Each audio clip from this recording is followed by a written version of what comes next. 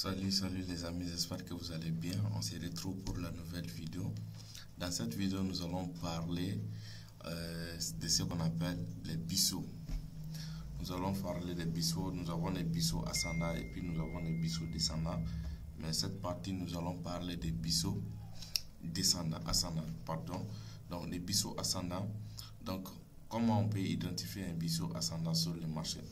Vous allez voir que quand vous regardez, vous allez voir que notre support est oblique et notre résistance oblique et notre support est oblique aussi. Donc ensuite de cela, qu'est-ce qu'on remarque ici? On remarque ici la distance entre le support et la résistance ici, ça c'est un peu plus grand.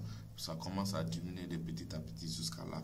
Donc ça montre que quand on observe directement, on voit que nous sommes dans une tendance haussière, mais cette tendance haussière-là a commencé d'affaiblir. Est-ce que vous voyez? Donc cette tendance haussière-là a commencé de manquer la pression de montée. Donc qu'est-ce qu'on attend maintenant? Donc on dit toujours, si vous êtes dans une tendance haussière, donc la cassure au niveau des supports, c'est ce qui est le plus important. Et si vous êtes dans une tendance baissière, la cassure au niveau des résistances, c'est ce qui est très important. Ici, on voit que la tendance haussière est faible maintenant. Voici, quand vous voyez à ce niveau et puis vous regardez à ce niveau, vous voyez que c'est en train de diminuer. Donc la tendance haussière est faible maintenant. Donc maintenant, qu'est-ce que nous on attend? On attend juste d'avoir un cassure au niveau des supports. Mais si on a eu des cassures au niveau des résistances, ça peut continuer. La tendance haussière aussi peut être toujours soutenue. Mais déjà, nous, on attend juste d'avoir un cassure au niveau des résistances. Si on a eu un cassure au niveau des résistances, qu'est-ce qu'on va faire maintenant? Donc déjà, on attend juste un pullback comme toujours. Il faut toujours attendre un pullback. Tu vois? Parce que si vous rentrez avec la cassure, normalement, si vous avez rentré avec la cassure à ce niveau, votre stop loss devrait être le dernier plus haut qui se trouve là. Donc, si vous placez les stop loss vers là, vous pouvez voir le pullback peut-être très violent, toucher les stop loss, ensuite repartir. Donc, pour éviter cela,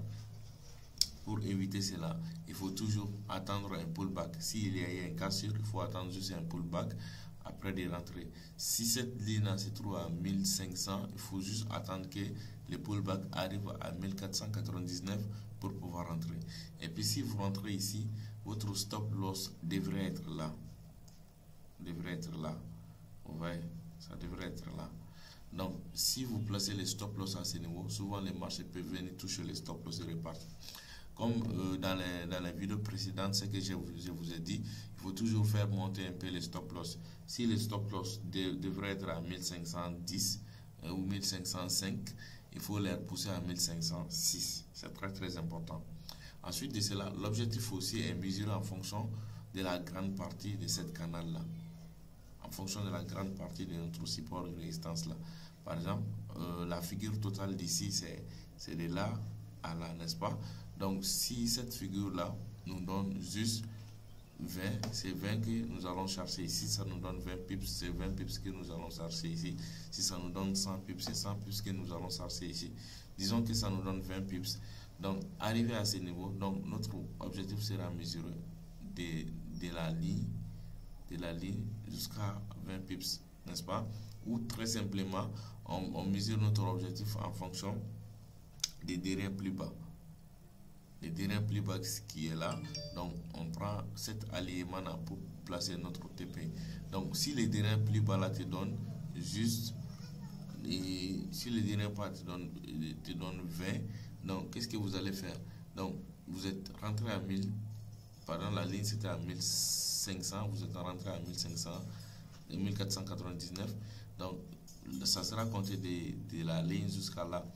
Donc maintenant, vous devez normalement, à ce moment, votre TP devrait être 1480 si on prend 20 comme objectif. Donc de là à là, donc votre TP devrait être 1480. Donc il ne faut pas placer les TP à 1480 pile. Il faut toujours faire monter un peu le TP.